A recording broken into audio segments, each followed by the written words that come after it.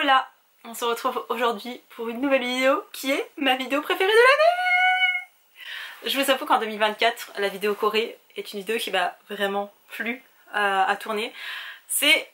Elle est numéro 2, vous voyez, mais la vidéo numéro 1 qui me fera toujours autant plaisir de filmer et de vous partager, c'est, comme vous avez pu le voir dans le titre, mes lectures préférées de l'année en cours et donc de l'année 2024.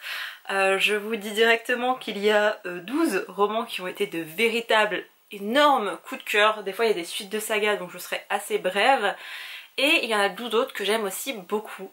Je pourrais pas vous les présenter longuement parce que cette vidéo va déjà être très longue. Vous imaginez bien 24 livres, c'est assez important. Et j'aimerais pas qu'elle dure 8 heures. Donc voilà, je vais essayer d'être assez brève et assez concise. Mais vous me connaissez, ce n'est pas mon fort. Comme les introductions sont super longues, je ne sais pas me taire les gars.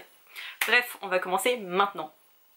D'ailleurs, n'hésitez pas si vous avez déjà pu lire ces livres au cours de l'année grâce à moi ou grâce à d'autres personnes, ou si vous avez pu lire dans le passé, parce qu'il y en a qui sont sortis il y a quelques temps aussi. Dites-moi ce que vous en avez pensé. N'hésitez pas aussi à me dire en commentaire ou sur Instagram s'il y a des livres que vous aviez envie de lire et que ça vous donne un peu plus envie avec cette vidéo. N'hésitez pas. Et si vous les avez dans les pales, plus d'excuses. C'est vraiment des lectures incroyables que j'ai faites, donc c'est parti! Je les ai pas du tout triées, j'ai vraiment fait les graphiques à la fin parce que je sais que ça plaît pas à tout le monde, mais je fais vraiment genre mes gros coups de cœur et après on ira sur ceux que j'ai énormément aimés. Mais je sais pas si dans 15 ans, 20 ans je m'en souviendrai encore et j'aurai encore des coups de cœur pour ceux-ci, alors que ceux que je vais vous présenter maintenant, oui. Le premier que je vous montre c'est Assise debout couchée de Ovidi, qui a été une énorme claque pour moi. Ici on est dans un récit autobiographique et un petit peu un roman sociologique, puisque l'autrice Ovidi nous explique, nous raconte sa vie en tant que femme, en tant notamment que travailleuse du sexe. Je crois qu'elle a uniquement travaillé dans le monde du porno et pas dans le milieu de la prostitution. Elle nous explique comment ce milieu est très toxique et combien les chiens ont pu l'aider dans sa vie. Elle a toujours eu des chiens, elle nous raconte son amour pour les chiens, pour les gros chiens, et elle fait un parallèle entre les femmes et les chiens, les chiennes notamment. Voilà, forcément vous insultez quelqu'un de chien ou quelqu'un de chienne, la connotation n'est pas la même et elle explique que la cause animale est très... comment je pourrais dire ça, est vraiment une cause de femme plus que d'hommes, parce qu'on s'identifie indirectement à des animaux, où on voit qu'on subit l'injustice, le fait de ne pas avoir véritablement de parole en tant que femme. Elle met tout ça à l'honneur, elle met un véritable coup de projecteur là-dessus. Moi je suis une team chien à 15 000%, donc comment vous dire que la chialance, parce qu'à un moment donné ces chiens ne peuvent pas faire partie de toute sa vie, et c'est ça qui est très beau et qui est vraiment incroyable avec les animaux quand vous en avez, c'est que vous êtes toute leur vie, alors que eux, ils ne sont qu'une partie de la vôtre. Et elle en parle très bien dedans, c'était très bien fait, on parle du deuil pour nos animaux. Et si vous avez déjà perdu un animal dans votre vie, vous allez forcément relate et trouver ça incroyable. Et vraiment, je vous invite à découvrir cette autrice que je redécouvre un peu comme ça assez régulièrement. Je la suis beaucoup pour ses récits engagés, mais là c'est engagé, c'est beau, c'est personnel. Et je pense que enfin je sais que dans quelques années je m'en souviendrai. Il m'a vraiment fait un effet de oh, je suis comprise dans mon amour pour les chiens. Je comprends son parallèle, même si moi je suis plus... Enfin je suis pas forcément gros chien, petit chien, j'ai pas les chiens. Et j'ai un chat. Elle explique qu'elle n'aime pas forcément les chats qui sont très indépendants, très... Je suis un chat mais j'aime les chiens, ok? C'est un petit peu ça le mood et j'aimais beaucoup. Les parallèles qu'elle faisait, ses explications, sa sensibilité dedans, c'était vraiment un très beau récit que je vous invite à découvrir et qui est pas très loin en plus de ça. Vraiment, la mise en page, elle est vraiment, c'était incroyable, je l'ai lu en 2 heures je crois et oh, énorme claque. Un autre récit aussi personnel et je me rends compte qu'il y en a quand même pas mal dedans. Il s'agit d'une vie possible de Lynn Papin qui a été... alors j'ai déjà lu des récits qui parlaient du Vietnam, mais... peut-être que j'étais pas aussi impliquée ou investie, ou peut-être que je comprenais moins les choses. Ici on suit l'autrice qui est franco-vietnamienne, donc c'est un petit peu différent, qui nous explique combien elle rêvait d'avoir un enfant. Elle était dans une relation, elle se sentait bien, elle se sentait épanouie, et elle va faire une fausse couche. Et à partir de là, elle voit l'envers du décor de la maternité.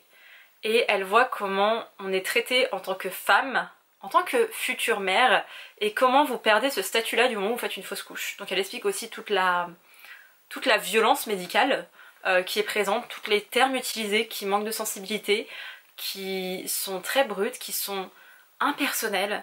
comme si ce désir d'enfant, cette grossesse n'était pas désirée et que vous aviez hâte de vous débarrasser du fœtus alors que ce n'est pas le cas. On explique les différents plus ou moins types de fausses couches, comment ça peut se passer en fait. Ce qui peut aussi se joindre avec l'IVG quand il est question de curetage, et elle rentre dans les détails de tout ça. Et je vous avoue qu'avec la littérature asiatique, celle que je lis, elle est toute en pudeur. Vietnam et le Japon et la Corée, c'est beaucoup de pudeur, la Chine aussi sur certains aspects, pas sur tout mais sur une partie des choses. La littérature franco-vietnamienne en tout cas, je vais pas parler forcément que vietnamienne, parce que pure vietnamienne, je n'en ai pas lu, mais la littérature franco-vietnamienne, je trouve que il y a un côté assez brut, mais pas pour choquer ou pour... mais vraiment pour expliquer les choses et pour dire voilà ma réalité. Peut-être que des femmes le vivent différemment, mais je pense pas. Voici ma réalité. En plus de ça, on continue de suivre Lin Papa dans son questionnement, où elle va grandir, vieillir, se renseigner aussi sur les fausses couches, sur l'IVG, sur le droit des femmes, et sur le droit des femmes à ne pas vouloir enfanter. Et c'était hyper intéressant. Ce que j'ai aussi beaucoup aimé, parce que c'est un récit autobiographique, je l'avais déjà lu avec les Os des filles, qui sont 3 nouvelles assez indépendantes, etc., qui relatent plus du Vietnam pour le coup. Là on est vraiment sur un récit autobiographique profond de son questionnement en tant que femme, et des recherches qu'elle va faire, et de ses questionnements, et des personnes qu'elle va rencontrer, et sur après. Je sais que c'est un peu, entre guillemets, spoiler le bouquin, mais c'est essentiel, je pense, enfin je trouve. Elle avait un désir de grossesse très fort. Elle fait une fausse couche, elle va se renseigner sur des choses, enfin... elle va vraiment s'épanouir et grandir en tant que femme, et à un moment donné elle va retomber enceinte. Et il y a la question de est-ce que c'est le bon moment? Est-ce que j'ai vraiment envie de cet enfant? Est-ce que là je suis prête à être mère? Alors qu'elle a vraiment ce désir profond d'être mère, mais elle s'interroge de manière objective et sensée sur ce qu'implique la paternité, la parentalité plutôt. C'était hyper intéressant parce que ça questionne aussi. J'ai pas forcément j'ai même pas du tout ce désir d'enfant, mais de voir quelqu'un qui part d'une situation de la norme c'est d'avoir des enfants et de déconstruire ce schéma et de se dire bah est-ce que c'est vraiment ça la norme et pourquoi est-ce qu'il faut avoir des enfants? Pourquoi est-ce qu'en tant que femme on s'attend à ce qu'on ait des gosses? C'était hyper riche, c'était beau, le côté double culture n'est pas... enfin, je m'attendais à avoir, je pense à cause de surtout la littérature japonaise qui est très pudique, qui est très l'héritage de la famille et vous pouvez faire n'importe quoi. En Corée c'est la même chose, je ne connais pas assez le Vietnam pour ça, mais il y a vraiment la réputation de la famille qui est en jeu à la moindre des décisions que vous prenez en tant qu'enfant. C'est genre, mais vous détruisez toute votre lignée si vous agissez mal, selon les termes de mal agir dans ces pays d'Asie là. Là pour le coup sa mère est vietnamienne et on n'a pas l'impression, enfin... D'ailleurs est-ce que c'est sa mère qui est vietnamienne? Je suis en train d'avoir un doute, vous voyez, mais il me semble bien que oui. Mais il n'y a pas forcément cet aspect là où elle a vraiment une famille qui la soutient, qui l'encourage, qui est là pour elle, et c'était vraiment beau de lire ça. C'est un tout petit livre, vraiment, c'est un très beau livre, et je vous encourage vraiment à le lire parce que moi il m'a vraiment touchée en tant que femme, en tant qu'être humain. Je pense que tout le monde pourra s'identifier à cette idée de pourquoi j'ai eu des gosses. Et c'est pas de regretter d'avoir nos enfants actuels avec leur personnalité, etc. C'est est-ce que c'était la meilleure chose à faire? Et ça, hyper intéressant. Et je vois plein de gens autour de moi qui me disent genre je regrette pas d'avoir mes enfants, mais si c'était à refaire je sais pas si je le referais. Et je suis là genre wow, je sais que tu prends pas l'exemple de tes enfants mais c'est quand même hyper fort comme image. Donc voilà, je vous invite à le lire si vous voulez remettre en question toutes ces questions là. Un autre roman qui est dans ce... enfin livre autobiographique pardon, qui est dans ce même genre, c'est Le pays de nulle part de Tuan Bui. Je suis désolée si j'écorche son nom, encore une fois, une autrice... Est-ce qu'elle est uniquement vietnamienne ou franco-vietnamienne? Je ne note jamais mes livres, alors là vous ne le verrez pas parce que j'utilise les pires papiers de l'univers, ah si un petit peu, mais j'ai pas à noter parce que bon, j'ai un amour sacré pour le livre qui est un peu problématique, mais c'est une œuvre d'art, je ne veux pas l'abîmer. À part pour des bouquins de sociaux ou de psycho, mais autrement je n'écris pas dans mes livres. Là j'ai mis des petits papiers. Il faudrait que je fasse ça avec des papiers bien, correctement, tout ça, mais j'ai glissé des petits papiers parce qu'il y a des textes, il y a des mots, il y a des choses qui sont tellement, mais tellement fort. Je vous lis un petit passage, je suis très mauvaise lectrice, je suis désolée pour mes talents, mes piètres talents d'oratrice, mais il y a un passage qui m'a vraiment touchée, et là juste de le revoir je fais là, oh, oui bien sûr. Elle était là physiquement, mais dans sa tête, elle errait dans le pays de nulle part. Elle était géographe du néant, cartographe du vide, et son guide de voyage, c'était ce texte. Cette lettre adressée à la terre entière pour annoncer que son bébé était mort. Elle qui, de sa grossesse, n'avait rien dit, ni à ses amis, ni à ses cousines, ni à ses collègues. Elle écrivait désormais, elle cherchait des éditeurs pour porter son message. Les éditeurs servent à ça, la preuve. Elle était tombée sur le livre d'un éditeur écrivain qui avait lui aussi perdu son bébé. Alors elle s'était dit, formidable. 2 pour le prix d'un, un éditeur et un parent de bébé mort. Il pourrait monter un cercle de paroles. Quelle sacrée aubaine d'être tombée par hasard sur le nom de ce type. Elle lui avait donc écrit. Elle passait son temps à écrire des lettres et des lettres aux éditeurs, mais aussi aux écrivains. N, parents d'enfants morts. Elle entassait les lettres dans un coin et puis elle les jetait. Voilà, ici vous avez compris, on va parler de... Je trouve ça fou parce que j'avais entendu ça dans une série, je ne sais plus laquelle, qui disait il y a un nom quand vous perdez votre père ou votre mère, on dit que vous êtes orphelin. Quand vous perdez un enfant, il n'y a pas de mot pour ça. Et je sais que ça a beaucoup été repris et que là, dans cette série c'était sûrement quelque chose qui s'est déjà dit. Hein. Là, elle met le mot, je ne sais pas. Elle parle de ce pays de nulle part. Elle parle de cet endroit où vont les enfants mort-nés, enfin les très jeunes enfants, les enfants qui n'ont pas eu le temps de vivre encore et des parents qui perdent cet enfant. Et wow. Alors juste avant je vous disais ouais on questionne la parentalité etc. Il y a plein de choses qui sont remises en question, j'ai adoré. Lui, je l'ai lu juste avant ou juste après, vraiment je les ai lus assez rapprochés, d'habitude c'est très mauvais pour moi. Là, je crois que je l'ai lu avant, j'en ai les larmes aux yeux, voilà. Autant je disais ouais je me retrouve dans le discours, c'est trop bien. Là je ne connais pas cette douleur et je ne connaîtrai jamais cette douleur et j'aurai jamais cette épreuve à vivre. Mais c'était tellement, mais tellement touchant. J'ai noté plein de passages, j'aimerais tous vous les lire parce qu'ils sont forts et des fois en une phrase elle arrive à capter ce truc et à mettre des mots sur un truc qui est horrible et qui peut arriver à n'importe qui puisque la vie est imprévisible. Et c'est beau, c'est douloureux et c'est beau à la fois. C'est vraiment un livre qui m'a énormément marqué. Je suis désolée, ça m'émeut beaucoup. C'était incroyable. Je suis pas forcément une lectrice qui est attirée par ce genre de titre. J'ai voulu lui donner une chance. Je l'avais vu passer à la librairie Le Phénix. Je me suis dit ah faudrait que je lise un de ces jours. Je tombe dessus à Cultura, je décide de l'acheter, je le lis presque dans la foulée. Et j'adore. J'adore sincèrement, c'était beau, c'était... Oh là là, je vous le conseille, mais tellement fort. Bon, si vous avez des enfants, vous allez avoir peur pour eux à chaque instant de vivre, de traverser ces choses-là, mais si vous êtes parents, vous avez déjà peur pour vos enfants. Et ouais, c'était vraiment un super joli texte, bien triggerant quand même, mais... Voilà, enfin je suis désolée, je vais vous relire un deuxième passage, hein. Vous allez pas y échapper parce que je ne trouve pas mes mots et que... Elle le dit tellement bien à travers ce texte. Elle dit « Pardonne-moi, car je n'étais pas là quand tu es remonté de ton IRM. Tu devais avoir peur, avoir mal, et j'étais en bas, à me morfondre, à paniquer, sans toi. Pardonne-moi, parce que je n'ai pas su te protéger et te garder dans mon ventre. Pardonne-moi, parce que je n'ai pas pu te garder en vie. Pardonne-moi, parce que la nuit va tomber sur toi. » Voilà, je pense que les mots de cette autrice valent bien plus fort, ont bien plus de valeur que mon propre avis sur ce bouquin. Donc lisez-le, revenez me voir et dites-moi ce que vous en avez pensé parce que je ne m'en remets toujours pas. Alors j'ai lu j'ai lu en septembre quoi. On va aller sur un truc un peu plus léger, hein. On va aller sur du young adult, c'est un truc un peu plus léger, qui est pas forcément léger, mais bien plus que la mort d'enfant, on est bien d'accord. Ici, je vais vous parler de Chicken Mat de Ali Hazelwood. Non, il n'y aura pas... Ah, comment il s'appelait? Love Theoretically. Parce que je n'ai pas aimé, enfin je l'ai pas trouvé aussi formidable que les deux précédents. J'étais un peu déçue, je me suis dit, ah, je tente Chicken Mat maintenant. J'ai lu Chicken Mat, et je l'ai tellement aimé que j'ai fait maman.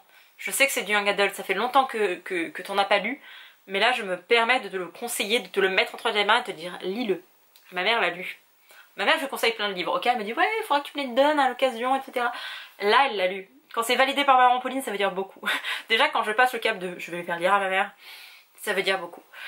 Check and Maths, ici on suit Mallory qui était un, entre guillemets, génie des échecs. Son père était un joueur professionnel. Elle a baigné là-dedans pendant toute son enfance. Et un jour elle a arrêté. Sauf que là on est des années plus tard et sa meilleure amie lui dit écoute, on a besoin d'un dernier joueur, t'auras même pas besoin de vraiment jouer, il faut juste que tu fasses partie de l'équipe pour un concours de jeu d'échecs. Elle ronchonne un peu, Maliva, elle se dit de toute façon je vais pas jouer. Et elle va être amenée à jouer. Elle joue sa partie et en fait elle bat son adversaire. Sauf que son adversaire c'est pas n'importe qui. C'est genre un grand champion d'échecs. Qui a à peu près son âge, qui est aussi très jeune. Parce que là ça se passait c'était un concours, c'était un tournoi d'échecs mais entre différents lycées, bref. Elle gagne. Et après il y a toute sa vie qui se retrouve à être chamboulée. En sachant que Mallory est bisexuelle, c'est très bien dit dedans, c'est très bien amené, et j'adore la façon dont c'est fait. Elle est libérée d'un point de vue sexuel où elle couche avec plein de personnes. C'est ça que j'ai trouvé trop cool, de voir que ça pouvait être aussi bien des mecs que des filles, et que c'est ok, et que même dans sa famille, sa petite sœur la voit un peu comme ça. Bah oui mais Mallory elle est comme ça.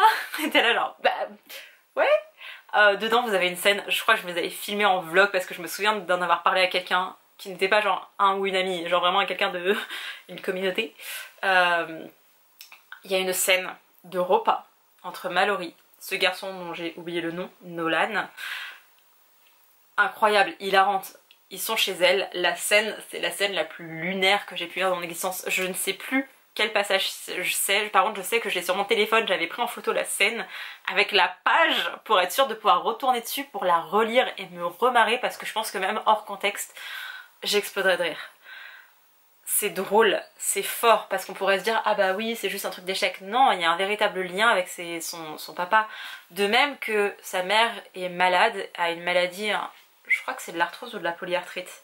Je crois que c'est la polyarthrite. Bref, maladie qui fait mal et qui est handicapante. Aux États-Unis où, guess what, l'assurance, enfin bref, il n'y a pas de sécurité sociale quoi, donc ce sont par des mutuelles très chères, ça dépend de nos employés, sauf que sa maman est en freelance en plus de ça.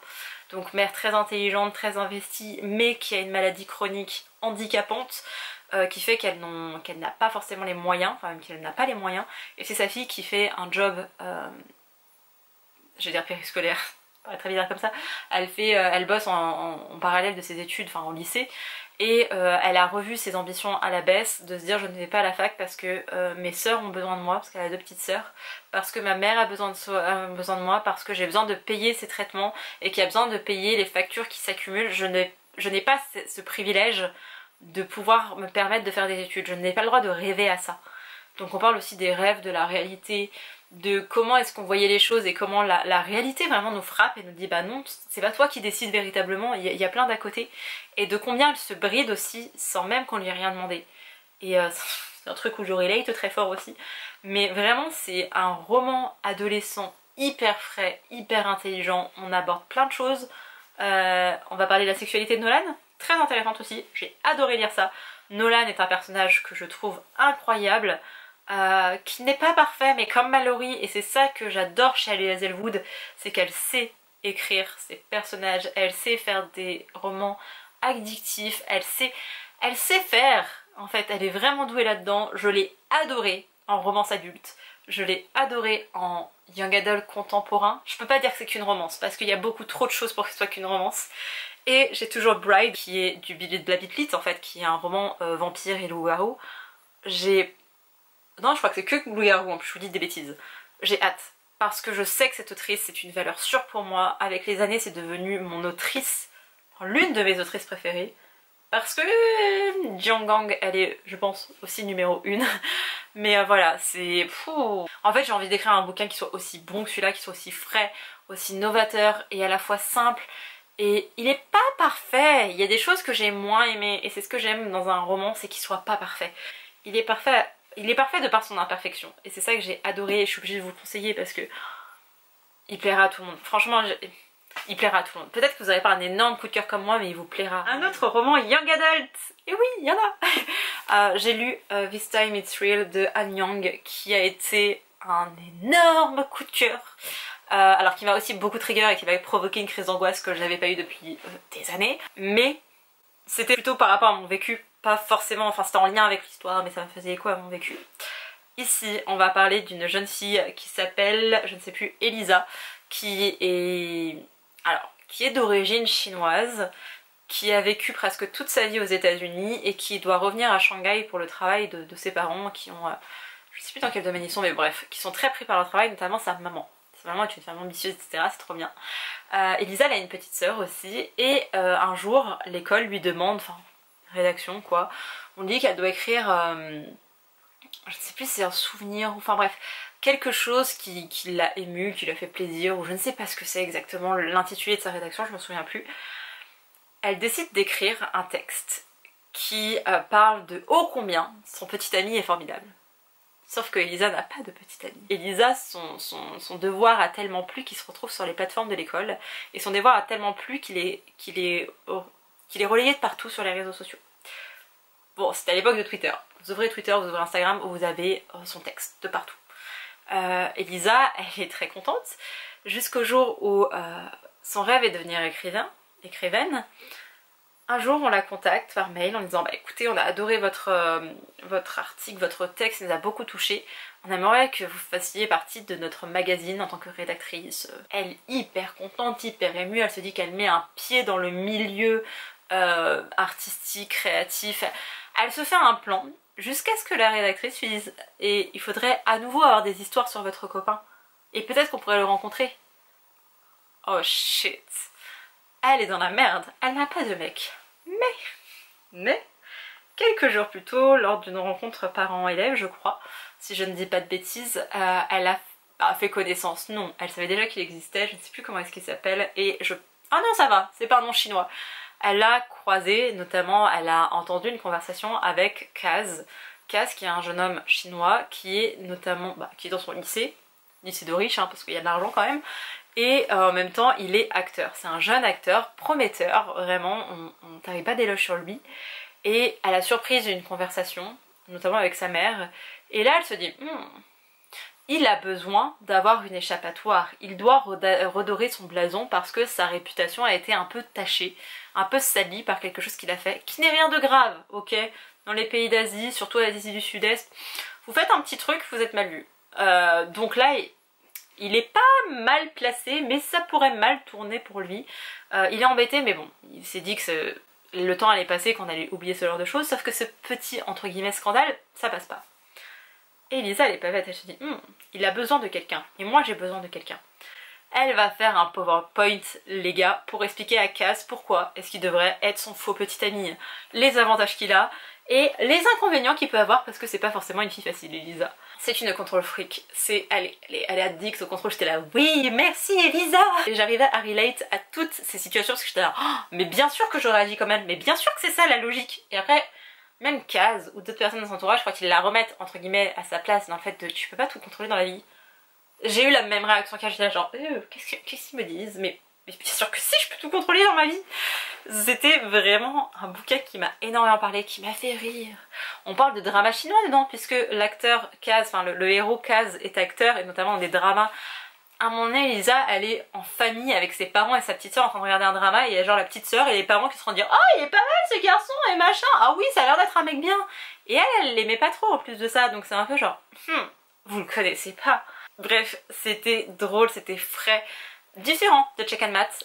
Ici aussi, je l'ai pas mentionné, mais pour moi c'est vraiment, c'est le sujet sous-jacent du roman, parce que vous avez le fake dating dedans, vous avez le pseudo enemies to lovers, parce que c'est pas vraiment ennemis, mais ils sont pas du tout amis quoi au début. Vous avez le côté très maniaque du contrôle de Elisa, alors que Kaz a un côté très je m'en foutiste, mais voilà, il a pas le droit de faire véritablement ce qu'il veut, parce que on attend de lui qu'il soit acteur et ses parents sont médecins, donc ils aimeraient qu'il soit médecin, et lui là bah oui mais enfin j'aime vraiment ce que je fais. Et oui, je veux continuer des études et c'est important, notamment en Chine, de faire des études, mais là, mais pas n'importe quelles études, je veux pas suivre le parcours qu'on me prédit, mais en même temps je peux pas dire non à mes parents. Donc il y a toute cette dimension là qui est abordée, et surtout, si vous avez déjà vécu une rupture amicale dans votre vie, lisez ce bouquin. Vraiment, il m'a fait tellement de bien et tellement de mal à la fois. J'en ai marre d'avoir des bouquins qui parlent que de romance, qui ne parlent que de oh, l'amour quand on est adolescent. Alors qu'en fait la chose qui te suit véritablement c'est l'amitié. Ou c'est le fait de ne pas avoir d'amis aussi. Mais ça a tellement un gros rôle social en tant qu'adolescent, l'amitié, les liens amicaux.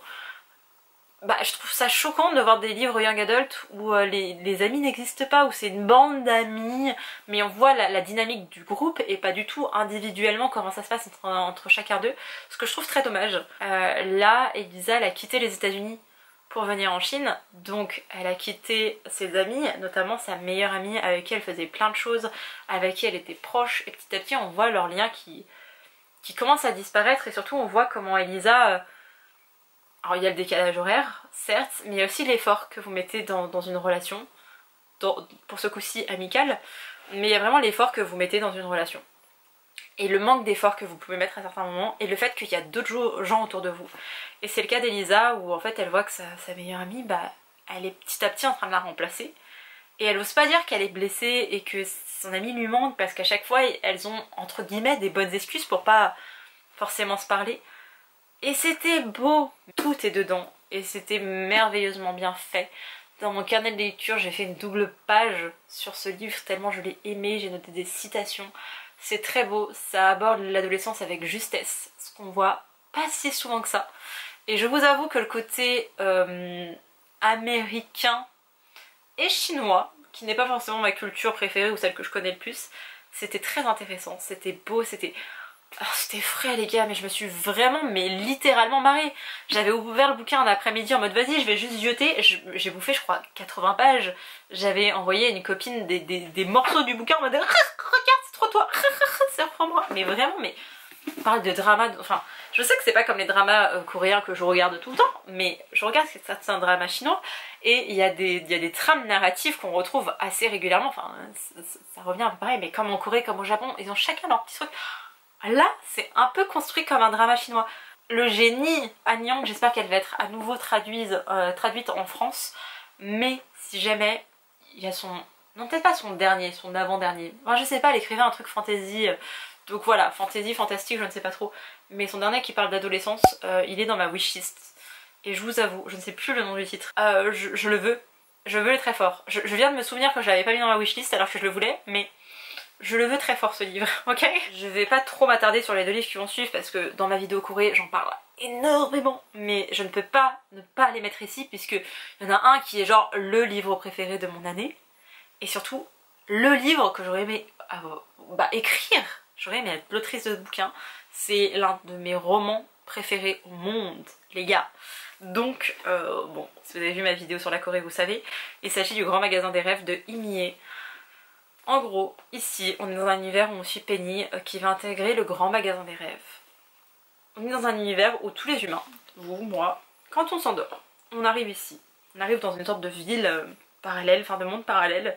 Vous pouvez aller chez différents vendeurs, mais vous avez genre la galerie Lafayette des Rêves, c'est le Grand Magasin des Rêves. Et vous allez aller à la réceptionniste et dire bah moi cette nuit j'aimerais bien rêver de ça, ou alors moi je me demanderais si ça fait ça, ou alors bah voilà, j'arrive avec une problématique. Je sais pas quoi faire de ma vie, je me sens perdue, je sais pas quelle direction prendre, trop de choix s'offrent à moi, j'arrive pas à décider. Par les rêves, on va orienter ces personnages par rapport à leur vécu. Hein. Incroyable, il y a des Oscars des rêves dedans, mais genre vraiment il y a des gens qui font ces scénarios de rêves, parce que vous achetez des rêves et vous les payez par les émotions que vous ressentez. Il y a vraiment tout un système qui est mis en place, je suis désolée, ça existe dans la vraie vie. Et les animaux ne sont pas en reste parce que eux aussi ont des rêves et eux aussi vivent des choses. Et votre petit chien qui bouge la queue comme ça, ou les chats quand vous voyez leur pupille qui... c'est parce qu'ils ont été piocher un livre dans le Grand Magasin des Rêves, ou peut-être qu'ils sont en train de chasser un animal, ou de passer un trop bon moment avec leur maître ou leur maîtresse. Vraiment, je ne veux pas croire que ça ne se passe pas comme ça dans votre esprit. Je ne veux pas croire. Un jour, on inventera des IRM très pointilleuses, on fera des EEG si performants qu'on pourra voir ce qui se passe et on verra qu'il y a le Grand Magasin des Rêves qui existe. Je veux croire à ça, s'il vous plaît, laissez-moi croire à ça. Mais c'était exceptionnel, il y a plein de thématiques qui sont abordées. On parle aussi de cette société actuelle où on est toujours sur nos écrans, où on repousse toujours les limites de notre sommeil et en fait on arrive à avoir un cycle du sommeil complètement dégueulasse parce qu'on ne rêve plus, on dort pas assez, donc notre sommeil paradoxal est à chier. On va se le dire, et du coup vous n'avez pas la capacité, vous faites des rêves, fait tous des rêves la nuit, mais pas la capacité d'aller jusqu'au grand magasin des rêves parce que vous rêvez pas assez. Le sommeil paradoxal est presque juste réparateur physiquement, mais pas assez psychologiquement, mentalement parlant. Hyper intéressant, dénonciateur, sans l'être trop non plus. Et ouais, il y a tellement de choses, il y a des histoires, mais la chialance, enfin vraiment, si vous avez perdu un proche et que vous avez jamais rêvé de ce proche, sachez que ça arrivera un jour ou l'autre. C'est dit dedans. Moi c'est ma bible, ok, je crois tout ce qui est dit dedans. C'était beau, un deuxième tome qui est prévu, qui va être traduit en français. J'ai trop hâte, parce qu'on va continuer de suivre les histoires de Penny et de ces gens qui viennent comme ça dans ce grand magasin des rêves. On suit aussi les employés du grand magasin des rêves. Je vous disais plutôt que Check and Mat n'est pas un roman parfait et que c'est ce qui fait que je l'aime. C'est pareil pour le grand magasin des rêves. Si vous me dites qu'il y a des longueurs, je vous dirais oui. Moi je les ai pas vues passer parce que j'étais là, oh, c'est l'univers, c'est trop bien. Et je m'imaginais en fait avec Penny, avec le propriétaire. Et vraiment je me suis fait un film, hein. J'étais avec eux en train de marcher. Incroyable. Je ne vois pas ces longueurs, mais il y en a, j'en suis sûre. Il y a une chose qui m'a moins plu vers la fin, qui est l'histoire d'un des personnages et le suspense un petit peu comme ça en toile de fond du roman. On a la révélation à la fin. J'aime quand une boucle est bouclée, donc j'étais contente d'avoir la finalité, mais pour moi ce n'est pas une bonne fin par rapport à ça et j'ai pas été touchée ou émue. Cette théorie-là ne m'a pas plu. Les Oscars des rêves, je vous en parle un petit peu plus tôt, mais les gens qui écrivent les scénarios, chaque année, on les récompense ou pas pour leur scénario. Des gens votent, ah bah ouais, siffler comme une pie, ça a remporté le prix 3 années de suite. Oh là là, oh, vous avez vu, c'est Madame Machin, c'est ma scénariste préférée. Ah oui, tu as eu le rêve de je vole comme un aigle. Ah oui, incroyable. Ah oui, oui, j'avais vraiment la sensation de... Ce livre est tellement avant-gardiste, c'est tellement formidable. J'adore la couverture en français. C'est un beau livre. Il coûte 22 € parce que Piqué, voilà, Piqué je vous aime mais Piqué vous me coûtez cher. Il est pas si long que ça, je crois qu'il fait 303 pages. Il fait littéralement 303 pages. Je me souviens du nombre de pages, les gars, je me souviens jamais du prénom des personnages principaux, je me souviens du nombre de pages qu'il y a dans ce bouquin. Je l'ai trop aimé, je l'ai lu en un après-midi. C'est rare que je fasse une après-midi comme ça en one shot. Il s'était passé la même chose pour This Time It's Real. C'est comme ça que j'apprécie le plus mes lectures, c'est quand je les bouffe. Mais d'habitude je les bouffe en 2 jours. Là pour le bouffer en un après-midi, en mode j'ai acheté le livre, je me réserve l'après-midi, je le bouffe en un après-midi, je passe la soirée à me dire oh là là c'était trop bien. Voilà, je ne me remettrai jamais de cette lecture et vraiment l'un de mes romans, l'un de mes livres préférés au monde. J'espère m'en souvenir dans 50 ans, dans 80 ans si je suis en vie d'ici là, sur de me dire vas-y, ah il m'a trop marqué. Et j'aimerais faire un tatouage, quelque chose en rapport avec ce bouquin, mais pour le moment je ne trouve pas. Donc je vais attendre avec le deuxième tome, qui je sais me plaira moins que le premier, parce qu'il y a moins ce côté waouh. Mais j'espère que les histoires vont continuer de me surprendre, et je reste attachée à Penny et aux employés, et je pense qu'on aura un petit peu plus de leur vie perso dans le tome 2. Je n'en sais rien, je ne l'ai pas lu. Mais ah, ça va être trop bien, j'ai trop hâte qu'il sorte. Un autre livre que j'ai beaucoup aimé, que j'ai lu assez récemment. Il s'agit de Le Monde selon Sison de Chang Se-rong. Ici on suit une grand-mère, une femme qui s'appelle Shin Sison, et Sison était une femme très avant-gardiste, très en avance sur son temps. Nous on la suit quand elle est décédée, mais on la voit surtout en tant que grand-mère, en tant que adjuma quoi, de femme d'un certain âge. On la voit dans son rôle de mère, on la voit dans son rôle de grand-mère, et on voit combien ça peut être dur pour ses enfants. Une femme très avant-gardiste en Corée du Sud à cette époque. Déjà maintenant ça ne passe pas, hein, mais imaginez il y a 50 ans en arrière. Dans ma tête elle a existé, cette femme. Cette femme a existé, cette femme a eu ce passé là, cette femme a été à Hawaï, cette femme s'est mariée, je sais pas si elle était mariée. En tout cas elle était dans une relation avec un peintre complètement toxique et complètement nocif. Pour moi tout ça a existé. Ok, je suis persuadée que cette femme a existé, j'ai envie de lire ses récits.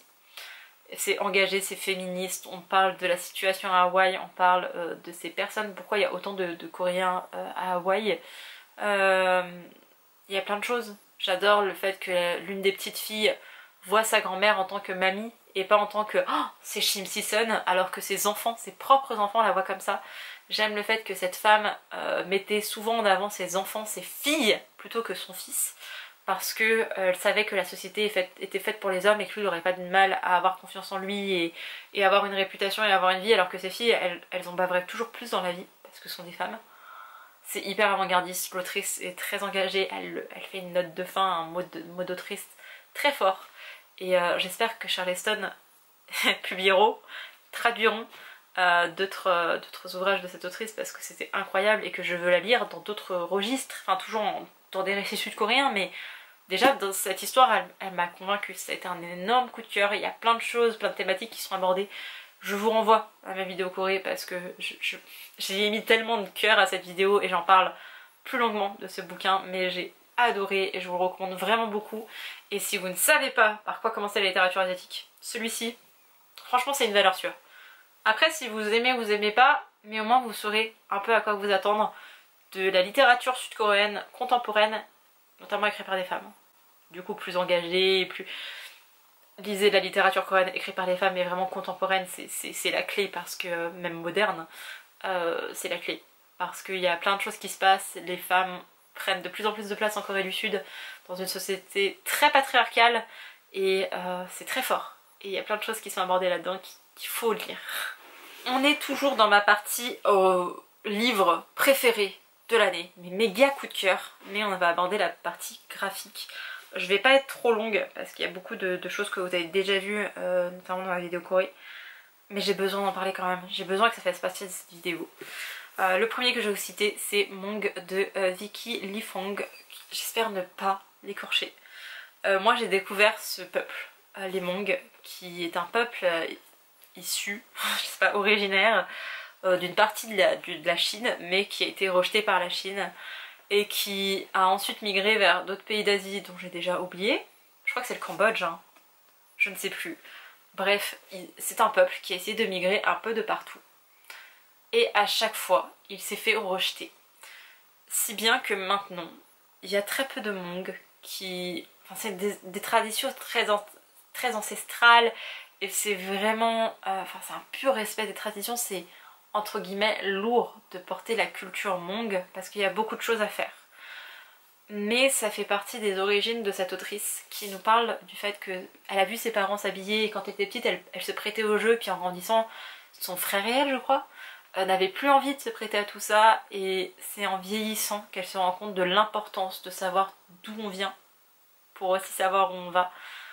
C'était très beau, j'ai adoré ce récit, j'ai découvert ce peuple, j'ai notamment un ouvrage sur les origines et l'avancée, je ne sais pas comment dire, l'évolution du peuple Hmong au fil des années. Je crois que le bouquin fait 700 pages, je le lirai un jour ou l'autre parce que ça m'a vraiment passionnée, j'ai adoré. J'ai toujours pas regardé si Arte avait des documentaires sur les Hmong et sur cette culture, mais que ce soit leur culture ou leur histoire, c'est super... Enfin, j'ai été vraiment subjuguée, j'ai trouvé ça tellement triste en fait. Les dessins sont assez simples, ne vous attendez pas à des planches merveilleuses, c'est horrible dit comme ça, hein. Mais c'est quand même un peu entre guillemets grossier, et ça peut paraître un peu enfantin. Voilà, mais c'est vraiment un beau récit, c'est une belle histoire, j'essaie de vous retrouver, voilà. Il montre les différents clans des familles et ce que ça signifie, parce que selon les clans ça dépend de telle dynastie, de telle partie, etc. De comment vous êtes situé par rapport au groupe. C'est vraiment très beau comme récit, très triste. Ça fait écho à une véritable histoire d'un peuple opprimé. Et ouais, c'était fort, j'ai vraiment adoré. Je ne connaissais rien de ce peuple, et ça que je trouve dingue, c'est qu'après j'ai vu ce mot dans d'autres récits ou dans d'autres choses, je suis là mais je connais, mais j'ai déjà dû lire ce mot dans le passé et me dire oh bah c'est un peuple comme un autre, alors que son histoire est incroyable et qu'il y a une forme de génocide par rapport aux Hmong. Je vous le recommande, c'est très abordable, vraiment. Si vous avez peur, allez vers des récits graphiques pour la littérature asiatique, ils font ça très bien. Là c'est vietnamien si je ne dis pas de bêtises. De la Chine au Laos en passant par la Thaïlande et l'Occident. Pas trop sûre du coup. Peut-être que je sais plus. En fait, je me souviens. Ouais, ça, il y avait une préface. Je me souviens plus de certains éléments. En sachant que j'ai lu d'autres récits sur d'autres peuples d'Asie. Entre temps, donc il y a aussi des éléments que j'ai oubliés. Et c'est ça que j'aime également, c'est que je pourrais le relire. Et c'est trop bien de se dire je vais pouvoir relire mes livres. En 2024, j'ai relu aucun livre. J'ai même pas encore relu Le Petit Prince, les gars. C'est trop bien. Pour finir avec les romans graphiques, Mémoire d'un friend de Park Chan-wook, pareil j'en ai encore très longuement parlé dans ma vidéo Corée parce que c'est un énorme coup de cœur, mais je pense qu'avec tout ce qui s'est passé avec la loi martiale qui a duré 6 heures en Corée du Sud, ça m'a donné envie de rebrasser un petit peu tout ça, ce qui n'est pas forcément la meilleure chose pour la santé mentale, mais ici on est... je ne sais plus en quelle année on est, je crois qu'on est dans une Corée d'après-guerre de Corée ou d'avant-guerre de Corée, au cours de l'année 1950. On est au début de la guerre de Corée et on suit un frêne, donc un arbre. Je vous présente Monsieur le frêne, qui est en haut d'une montagne et qui voit un jour des soldats. Donc lui il ne les identifie pas comme des soldats, c'est un arbre. Un arbre ne sait pas ce que sont les soldats. Mais bref, il était tranquille sur sa petite colline et il voit des soldats qui arrivent avec des gens entourés de barbelés. Et ils les font tomber dans le ravin, il se dit mais en bas de la colline, et il leur tire dessus. Et les gens qui essayent de leur échapper leur tirent dessus. On est dans ce début de guerre, ça s'est déjà passé dans l'entre-deux-guerres, hein. Mais c'est la chasse au communisme, aux communistes, et tout le monde est accusé d'être communiste. Vous avez été dans tel truc, vous êtes communiste. Tu as tel truc, tu es communiste. Ça a été une horreur dans l'histoire de la Corée du Sud. Et cet auteur est réputé, alors c'est issu d'une nouvelle qu'il n'a pas écrit, mais cet auteur est réputé pour mettre en lumière des parties sombres de l'histoire de la Corée du Sud. Et je trouve ça important. C'est pas pour blâmer la Corée du Sud et pour dire ah bah finalement ils sont pareils le Nord et le Sud. Bah dans ce cas là on peut mettre les États-Unis, la Chine, n'importe quel pays dans le même bateau. Là c'est plus pour expliquer que il n'y a pas de bon ou de mauvais dans cette histoire et qu'il y a eu des abominations des deux côtés. Et qu'il y a des abominations dans tous les pays, dans tous les peuples et dans... Mais c'est aussi pour ne pas oublier les gens et pour ne pas... Enfin vraiment ce devoir de mémoire est très important, cet auteur le fait très bien. J'ai un autre bouquin de lui, il est juste à côté, qui s'appelle Un matin de ce printemps-là, qui relate de l'époque avec le dictateur Park... j'arrive à m'en souvenir, Park Chung-hee. Voilà, lui je sais aussi que je vais l'adorer, mais ce sera pour 2025 je pense, à ce rythme-là. Cet auteur est réputé pour mettre en lumière les moments sombres de l'histoire du pays qu'est la Corée du Sud. Et Mémoire d'un frêne était formidable. Alors, trigger warning. Voici Monsieur le frêne et tous les corps entassés des gens, supposément communistes. Et voilà, ce sont des planches très sombres. Alors je ne montre pas de trop près parce qu'il y a des images qui peuvent vraiment choquer. Ça reste du noir et blanc. Ça reste des personnages, enfin voilà, c'est pas, vous verrez pas du sang, c'est pas, enfin on le devine avec les couleurs mais ça fait pas, vous voyez pas des mares de sang rouge, c'est vraiment du noir et blanc tout du long. Je crois qu'il n'y a même pas de grille dedans, hein. C'est pour vous dire à quel point, ou alors très peu, genre pas petite note de grille. C'est très fort, c'est très beau, ça parle d'un vrai fait historique, de vrais faits avec un S qui se sont passés. Et voilà, je vous le recommande si vous voulez encore une fois plus mon avis en détail et mon ressenti, ma vidéo sur la Corée. Et pour finir, les méga coups de cœur de l'année, des petits webtoons, parce que il y a eu suite de saga, il y a une nouveauté aussi. Le tome 5 de Nagilera, j'aime cette saga, ce webtoon, ce manhwa, appelez-le comme vous voulez. J'aime aussi le K-drama, même si le graphique est encore meilleur. Je peux pas vous spoiler un élément, mais c'est cet élément là qui fait un petit peu toute la magie de cette histoire. Mais en gros ici on est sur un papy qui décide un jour que bah c'est bien, il a fait du bien toute sa vie, il a pris soin de sa famille, il a pris soin de tout le monde autour de lui, il a essayé d'être le meilleur père de famille qu'il soit, le meilleur mari qu'il soit. Et là il arrive à un stade de sa vie où il se dit bah là il est temps que je vive pour moi et que je réalise mon rêve de faire de la danse. Il porte il pousse les portes d'un studio de danse. On est un peu réticent, vous êtes âgé, vous préférez pas faire de la randonnée, vous voulez pas faire de la piscine, vous voulez pas faire autre chose, genre apprendre à nager, ça pourrait être bien pour vous. Bref, on essaye vraiment de lui faire changer ta vie, mais lui, il veut faire ça.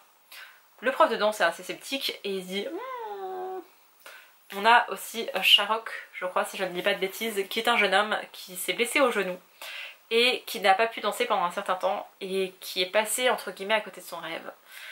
Et là, comme il est un peu feignant, comme il s'investit plus autant qu'avant, puisqu'il est en pleine remise en question, etc., son prof de danse se dire si je mettais les deux ensemble, qu'est-ce que ça donnerait?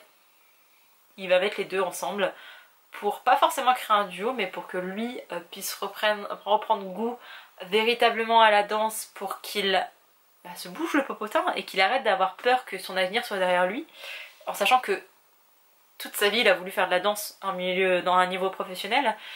Ça lui ferait du bien d'avoir quelqu'un qui lui rappelle l'humilité, parce qu'il en a un petit peu perdu en cours de route aussi, et d'avoir quelqu'un pour veiller sur lui parce qu'il est très très isolé.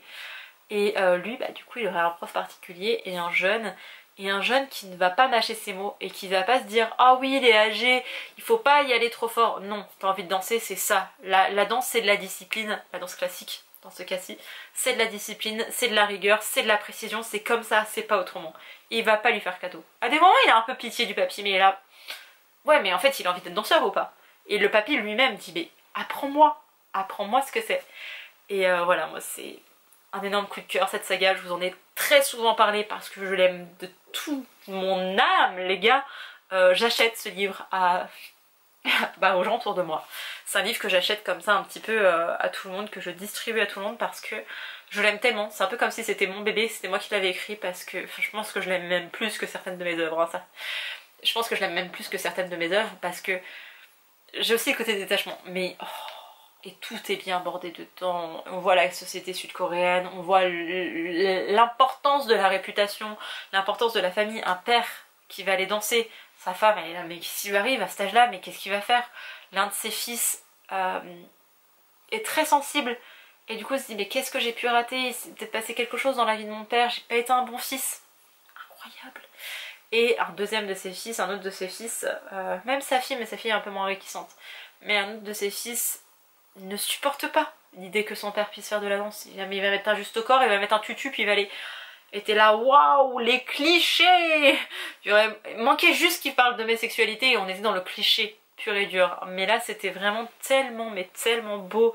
Cette amitié intergénérationnelle et juste... Ce papy a des douleurs musculaires, des douleurs osseuses, articulaires avec l'arthrose, etc. Merci. J'en ai marre des récits où les mamies elles sautent de joie, elles font tout ce qu'elles veulent, elles ont 85 ans. C'est pas la réalité de la vie. Lui c'est un vrai papy de 70 ans qui a mal, qui est fatigué, qui a pas envie, qui a des maladies, qui est vieux quoi. Et ça fait du bien et on le voit aussi se muscler et ça c'est trop bien de voir qu'il n'y a pas d'âge pour ça. Alors en Corée il y a vraiment le culte de la beauté, de la minceur et d'avoir une belle shape et de tout ce qui va avec, du côté un peu superficiel. Mais là il montre aussi que les muscles c'est pas juste la gonflette, c'est que ça a une véritable utilité et notamment quand vous êtes âgé. Et il montre tout ça, le fait d'être actif, le fait... Vraiment mais lisez-le. Et ce tome 5, mais là chialance, parce que bon là je vous le conseille, mais la chialance parce qu'il y a des scènes beaucoup trop belles. J'essaye de vous en retrouver une, mais...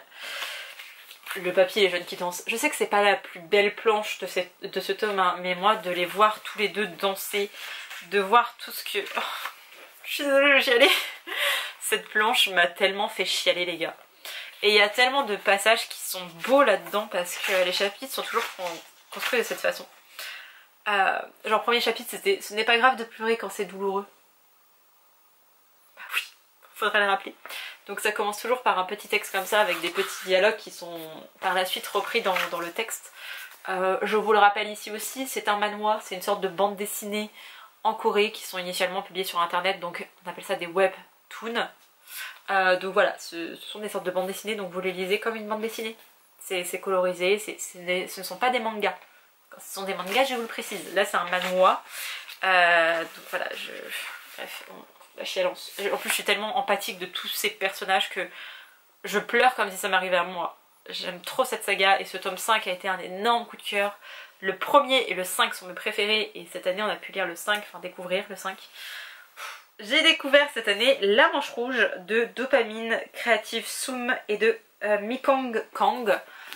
Je vous en ai très souvent parlé. Je vous renvoie ma vidéo Corée, mais je pourrais vous renvoyer à plein d'autres vidéos parce que j'ai découvert cette saga cette année qui a été adaptée en K-drama aussi. Ma mère a lu le K-drama. Ma mère a lu aussi du coup les 3 premiers tomes de cette saga qui est sortie en 2024. Le 4e tome sort en mois de janvier, fin janvier ou début février, je ne sais plus, c'est dans mon panier Fnac, il attend juste d'être validé pour bien avoir mes sorties qui arriveront dans ma boîte à lettres à chaque fois que ce sera sorti. merci Pauline. Ça a été une claque ce bouquin, c'est surtout ce premier tome. Non mais regardez la beauté. On est sur un bouquin à 14,90 qui est quand même assez gros. C'est comme précédemment une sorte de... Voilà, ça se lit comme une bande dessinée. Ça parle de calligraphie, ça parle d'une jeune fille qui évolue dans la cour, qui n'a pas spécialement de famille, qui se crée sa propre famille via ses copines, de la reine qui a envie de lire des romances olé olé, on va dire ça comme ça, et qui ne peut pas parce que ce n'est pas retranscrit en coréen, en hangul, qui est leur langue. C'est, je crois, de base inspiré du chinois, le coréen de cette époque. C'est trop beau. Il y a plein de planches que je trouve magnifiques. Il y a une romance... Enfin, il n'y a pas une romance, mais on tend sur du enemies to lovers, quoi. Voilà. Il y a une question d'héritage, de pouvoir, de... Il y a plein de choses. Et c'est drôle. Enfin, franchement, ma petite meuf, là, je me souviens plus des noms comme d'hab, hein, mais ma petite meuf qui se promène avec les culottes menstruelles de toutes les femmes de la cour dans la cour... Je ne me remettrai jamais de cette scène. Vraiment, j'ai explosé de rire tellement je m'y attendais pas. Et enfin, le dernier que j'ai adoré, qui est mon doudou, mon chouchou d'amour. Je vais vous montrer le premier tome, mais c'est le 4e tome. Je crois qu'il y a aussi le 3 qui est sorti cette année, mais le 4e c'est sûr. Itaewon Class, encore et toujours. Vous savez que j'ai adoré le K-drama, qui n'existait pas en fait en manhwa, en français, au moment où je l'ai connu. Autrement, vous pouvez être sûr que j'aurais lu le papier avant de découvrir le K-drama. Comme pour La Manche Rouge. Je n'ai toujours pas vu les K-dramas, alors qu'il y a Juno dedans, mais je veux attendre d'avoir fini tous les tomes en sachant qu'il y en a 5 qui sont prévus. Itaewon Class, gros coup de cœur pour la série, genre vraiment énorme coup de cœur pour le K-drama, je vous le recommande à 10 000 %. Park Seo-joon est incroyable dedans. Je ne sais plus le nom, je crois que c'est Dami. Oh là là, je vais dire n'importe quoi. Bref, l'actrice extraordinaire. Le manhwa, le webtoon, plutôt le K-drama est complètement fidèle au webtoon. Ce sont pas les planches les plus incroyables en termes d'esthétisme, hein. Vraiment ce sont pas les meilleures qui soient. Mais en fait je connais l'histoire, je sais ce qui va se passer, c'est exactement pareil, ça me fait un flashback du moment où je regardais le K-drama, je pleure.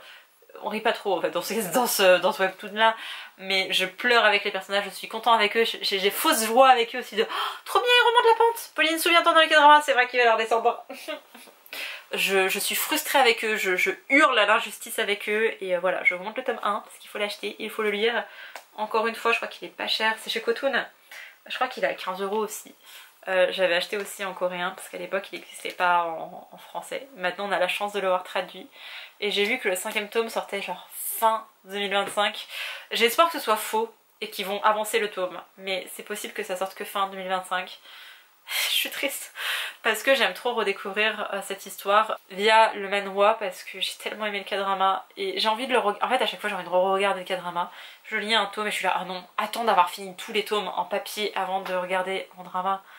Mais si là, la prochaine parution, je crois que c'était octobre 2025. Très bien, c'est ton pour mon anniversaire, super. Vous croyez franchement que j'ai une tête à attendre un an pour avoir la suite? Non, non, non, on va se re-regarder Park Seo-joon parce que il est incroyable dedans. D'ailleurs, c'est le drama dans lequel je me suis dit, ok, c'est pas qu'une belle gueule, c'est vraiment un bon acteur. Et quand je vois le manhwa, je me dis, oh, mais vraiment, il l'incarne tellement bien. Là, il s'agissait de mes gros, énormes coups de cœur de l'année, mais il y en a eu d'autres quand même. Il y a pas mal de graphiques, je vous avoue, et je vais essayer d'être bref parce que je vois bien que cette vidéo est déjà très longue, hein. Mais il y a des livres dont je n'osais pas parler ici, j'en ai, je crois, jamais parlé, ou très peu. Il n'y a pas une vidéo dédiée où vous pouvez retrouver tous ces titres aussi, alors que ils méritent. Donc c'est parti pour le premier coup de cœur, qui est pas un énorme méga coup de cœur, mais qui est quand même un coup de cœur. Sauf que si je compare par exemple Assise debout couché avec celui-ci, je vais me dire non, lui il gagne. Et c'est ça mon problème, c'est qu'il y a plein de livres que j'ai adorés, mais face à d'autres je me dis voilà. J'ai lu L'effet boule de neige de Clara Hérault. J'avais déjà essayé un titre de cette autrice qui est Nos plus belles années, que je n'avais pas aimé. J'ai vraiment pas aimé, alors qu'il y avait tout pour me plaire. Sur le papier il y avait tout pour me plaire, mais je n'ai pas aimé. J'ai testé L'effet boule de neige en me disant bon, on va voir, là on est fin 2023, début 2024. Je lis ce bouquin, je le trouve exceptionnel, je le fais lire à une copine. Non mais vraiment c'était en mode oh, faut que tu le lises. Et à la fin elle l'a fini avant moi. Ici on est dans une parodie, c'est ce qui m'a inspiré une histoire et ce qui m'a donné envie de... Peut-être pas reprendre l'écriture parce que j'écris toujours un peu en toile de fond, mais c'est vraiment ce bouquin je fais oh, j'aurais aimé écrire. Et derrière on a eu le Grand Magasin des Rêves où je fais putain mais quand même cette année il y a 2 bouquins, j'aurais adoré avoir l'idée. C'est fou. L'effet boule de neige, ici on suit Iris qui est amoureuse de son meilleur ami qui part aux États-Unis pendant 1 an. Sauf qu'avant de partir il l'a embrassée. Donc dans sa tête elle se dit oh, quand on va se retrouver on va être ensemble, ce sera la meilleure des choses et machin. Elle se fait sa petite romance dans sa tête. Elle va le chercher à l'aéroport et là elle le voit avec une meuf. Charles débarque avec cette fille.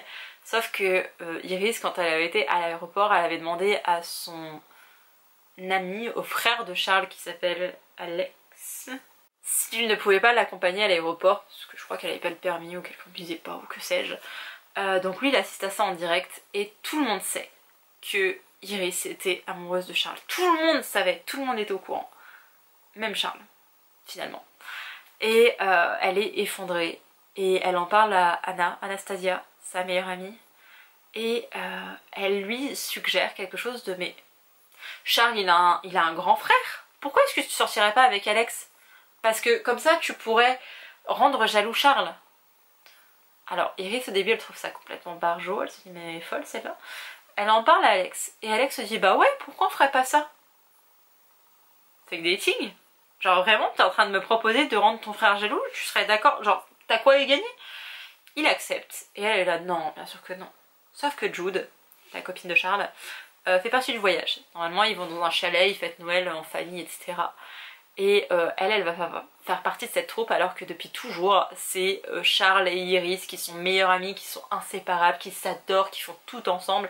Donc même les mères, enfin les parents s'étaient imaginé qu'un jour leurs enfants sortiraient ensemble. Et en fait non, il a une copine, ça a l'air d'être sérieux, il s'aime vraiment et Iris est dégoûtée. Parce qu'elle lui souhaite le meilleur, mais si le meilleur pouvait se passer avec elle, ce serait mieux. Donc on suit Iris qui va apprendre via Anastasia, via sa meilleure amie, ce qu'est le fake dating et comment faire semblant de sortir avec le grand frère de son crush. Donc Anastasia donne des cours à Alex et Iris pour savoir ce qu'ils doivent faire pour rendre jaloux. Enfin, c'est un truc, c'est lunaire de mettre des choses, de mettre des mots sur le fake dating et sur le fait que on sait comment ça se passe le fake dating. À la fin les gens font tomber amoureux et c'est là l'idée des départ de et à la fin vous tombez amoureux et puis voilà. Et c'est genre c'est ta pote, elle a lu trop de bouquins et en même temps il a envie de se prêter au jeu Alex. Pourquoi il se prêterait au jeu à votre avis? Et ce qui est très intéressant c'est que vous avez le côté romance, vous avez le côté de cette fille qui débarque un peu de nulle part, de Charles, de pourquoi est-ce qu'il assume pas les choses, enfin pourquoi il a une meuf, pourquoi ils se sont pas parlé avec Iris pendant 1 an, ou très peu parlé. Et Alex est vu un peu comme même complètement comme le mouton noir de la famille, de garçon très solitaire, mais épanoui dans son enfance, à un garçon qui ne partage plus rien avec personne en grandissant. J'ai adoré le personnage d'Alex, ça va au-delà du côté de ah le fake dating c'est trop bien, j'adore la façon dont il traite Iris. C'était vraiment l'aspect du personnage qui est Alex, de ses passions, de son isolement par rapport à sa famille, qu'est-ce qui conduit à tout ça. Pourquoi est-ce que avant ils étaient un trio, Charles, Alex et Iris, et pourquoi d'un seul coup c'est devenu qu'un duo, Iris et Charles? Et Iris en faisant ce fake dating avec Alex, elle va redécouvrir ce qui fait que c'était son amie et ce qui fait qu'elle l'adorait en fait quand elle était plus jeune. Et de l'idée qu'elle avait de lui de très gentil, très sympa mais à la fois très énigmatique. De même que Iris, elle a un peu un chemin qu'elle s'était tracé en disant bah avec Charles on fera ça, et c'était un peu évident ils sont meilleurs amis, un jour ou l'autre ils sortiront ensemble, ils auront une carrière respective et ils feront ça, genre vraiment le couple. Et elle se retrouve pas là-dedans dans certaines choses, notamment concernant ses études, et c'était très intéressant. Donc je pense que si vous êtes paumé dans la vie, l'effet boule de neige vous fera beaucoup de bien. C'est drôle, c'est frais, c'est pas un roman parfait et je sais pas si dans 10 ans je m'en souviendrai encore ou avec la même émotion et la même ah, c'était trop bien. Mais là ça a marqué mon année 2024, donc il doit faire partie de ce top, même si je suis pas sûre que dans 10 ans je m'en souviendrai. Alors que d'autres bouquins que je vous ai présentés avant, je sais que je m'en souviendrai et qu'ils ont véritablement marqué la personne que je suis. Là pour l'effet boule de neige je suis plus mitigée. comme pour tous les bouquins que vous allez voir, ce sont de très bonnes lectures, je les ai adorées, ce sont des petits coups de cœur, mais ce ne sont pas les lectures de ma vie. Il fallait qu'ils fassent partie de ce top et vous devez vous dire mais quoi, ça n'a pas été un coup de cœur? Non, parce que il y a plein de choses qui m'ont déplu, mais pour l'importance du bouquin, pour l'idée, pour tout ce que développe l'autrice, il est obligé de faire partie de ce classement. Je parle bien sûr de Yellowface de Rebecca F. Kuang. Ici on est sur sur deux jeunes femmes qui fréquentent la même fac et qui vont devenir amies. C'est Athéna et June, je me souviens plus du prénom de la deuxième. Et Athéna, alors les deux écrivent, hein, les deux sont en master de création littéraire. Athéna va s'orienter très vite vers un ouvrage surtout historique qui va faire d'elle une autrice de best-seller qui va être vraiment reconnue par les lecteurs et par l'élite, entre guillemets. Les éditeurs, les critiques littéraires, etc. Son bouquin est incroyable, il a changé des choses, ces nouvelles qu'elle avait pu écrire dans le passé ressurgissent, enfin vraiment c'est le joyau de l'édition. Le problème c'est que June elle n'a pas le même parcours. June elle se fait publier, elle a écrit une petite romance mignonnette, elle se fait publier quand même, elle arrive à vivre au début de l'écriture et puis très vite bah il n'y a plus quoi, et elle n'arrive pas à sortir un deuxième bouquin. Le monde de l'édition aux États-Unis est bien différent de celui de la France, hein. Les chiffres ne sont pas les mêmes non plus, les façons de procéder diffèrent aussi. Ce que j'ai adoré dedans, c'est que June et Athéna sont amies sans être vraiment amies, et pour June elle avoue mais Athéna c'est pas ma copine. Mais elles ont quand même un lien amical où elles prennent quand même des nouvelles, où Athéna elle est entourée un peu de tout le monde, elle peut avoir accès à n'importe quelle célébrité qui la connaît par ses récits, mais elle retourne toujours vers June. Athéna elle est aussi d'origine chinoise et elle a écrit notamment cet ouvrage, je ne me souviens plus du titre. Elle avait écrit un manuscrit, elle avait cette habitude d'écrire ses manuscrits sur une machine à écrire, donc ça laissait aucune trace ou très peu. Et elle l'envoyait à son agente qui ensuite le présentait à des maisons d'édition qu'une fois qu'elle était vraiment satisfaite de son récit et quand elle l'avait terminé. Un jour, Athéna invite June chez elle et dit qu'elle est sur un manuscrit, qu'elle l'adore, qu'elle a jamais autant aimé ce bouquin que celui-ci, il a quelque chose de particulier. La soirée se passe. Athéna va mourir de façon complètement accidentelle, hein. June n'a rien à voir là-dedans. Sauf que June se souvient de ce manuscrit et elle sait les méthodes d'écriture d'Athéna. Elle sait comment elle écrit. Et donc, June va s'emparer du manuscrit d'Athéna et va décider de le présenter à son agent, qui est un mec qui s'occupe pas d'elle. Mais elle est là, ok, je vais lui présenter, il est là, oui, ça a l'air sympa, machin. Et elle va pitcher cette idée à d'autres agents. D'où une femme qui va être là, mais incroyable, mais bien sûr, nous devons te publier. Et dans ce récit, on va parler de la légitimité, du manque de légitimité. Je n'ai plus les termes exacts.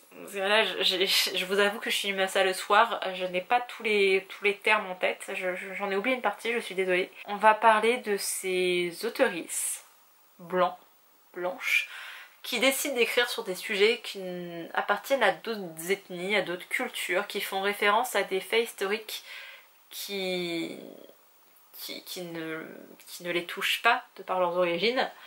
On va parler du fait du plagiat, le fait de s'approprier une œuvre qui n'est pas la sienne. On va parler de ce côté un peu communautaire, de beaucoup de choses qui se passent aussi dans l'édition, de ah bah on va plus facilement publier une meuf blanche qu'une meuf asiatique. De si tu as déjà écrit un roman qui va dans cette... Clairement vous êtes dans un roman dénonciateur, on va dire ah bah cet auteur, cette autrice ne peut écrire que ça. Et donc vous êtes catégorisé, étiqueté comme l'auteur qui fait ça. Et on parle aussi en interne, et c'est ça que j'ai adoré, c'est de dire ah bah genre comité, pas de lecture mais comité avec les auditeurs, de dire ah bah de toute façon nous dans notre catalogue on a déjà une autrice grosse, on a déjà une autrice noire, on a déjà une autrice asiatique. C'est bon, on a rempli nos quotas, on peut plier qui on veut maintenant. Et je vous avoue, alors moi je vis au pays des bisounours, hein, mais ça me paraissait lunaire. C'est là où je me suis dit mais ok, ce sont deux cultures différentes, deux pays différents, et ça n'a rien à voir l'édition en France et aux États-Unis, on est bien d'accord. mais il y a des choses qui ne changent pas, comme le racisme. Et c'était hyper intéressant, c'était hyper riche, et il y a des questions qui sont abordées dedans, et je m'en veux, mais vraiment, un premier degré. C'est qu'à des moments, June, elle nous explique, enfin, je sais pas comment dire, elle légitimise le vol du manuscrit de son amie défunte en plus de ça. Son amie dont sa propre mère, la mère d'Athéna, a appelé June en disant bah viens à la cérémonie de funérailles. Ce qui est choquant, c'est le racisme ordinaire de June. Et je sais que moi j'ai relevé certaines choses, mais je suis une meuf blanche. Une meuf blanche qui est ouverte d'esprit et qui se tourne vers les autres et qui écoute les paroles des concernés. Mais je reste quand même une blanche. Il y a des choses que je ne capte pas et que je ne comprendrai jamais parce que je suis une meuf blanche. Et j'en ai parfaitement conscience. Hein. Et en même temps, à des moments, June abordait des choses où je me disais bah, est-ce qu'elle a tort? Et je m'en voulais, et je pense que je m'en veux encore maintenant, d'avoir eu cette question de mais est-ce qu'elle a tort? Parce que notamment pour ce manuscrit, Athéna avait laissé beaucoup de passages vides. Et June les a écrits. Et elle dit mais j'ai tellement fait de modifications à cette histoire, est-ce qu'on peut encore dire que c'est l'œuvre d'Athéna? Et t'es là, bah oui, son idée, mais une idée tellement façonnée et retravaillée que c'est plus l'idée initiale. Est-ce que c'est encore l'idée de l'artiste? Et j'étais là, attends, mais j'ai pas de réponse à cette question. Je n'ai toujours pas de réponse à cette question. Parce que le côté militante et révolté de moi est là, mais c'est une hein, voilà. Elle a trahi son amie, elle a trahi une personne, elle s'approprie un récit qui n'est pas le sien, elle s'approprie une culture qui n'est pas la sienne. On parle des travailleurs chinois qu'on a surexploités, où on les a forcés à quitter la Chine pour venir travailler, pour ensuite les laisser pour compte, hein, presque pour mort, où ils sont devenus les parias de certains pays, notamment en France, hein, ça arrivait en France. Hein. Mais ouais, il y a tellement de choses, ou même dans le retravail du texte, June est tellement pas concernée par le sujet, de par ses origines et parce qu'elle n'a pas travaillé sur le récit. Parce que même quand on est extérieur à un sujet, si on le bosse à fond, on peut entreapercevoir des choses. Je dis pas qu'on comprend et qu'on est légitime pour le faire, légitime de le faire, mais on est investi dans son truc et on comprend l'importance de certains témoignages, de certains récits.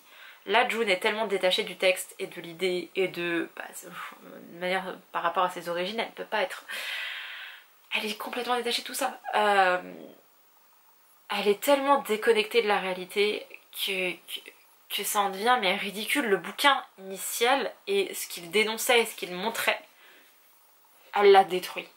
Elle a détruit le message.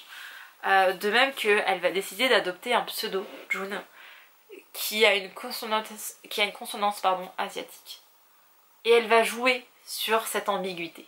Vous voyez le côté problématique comme il est profond?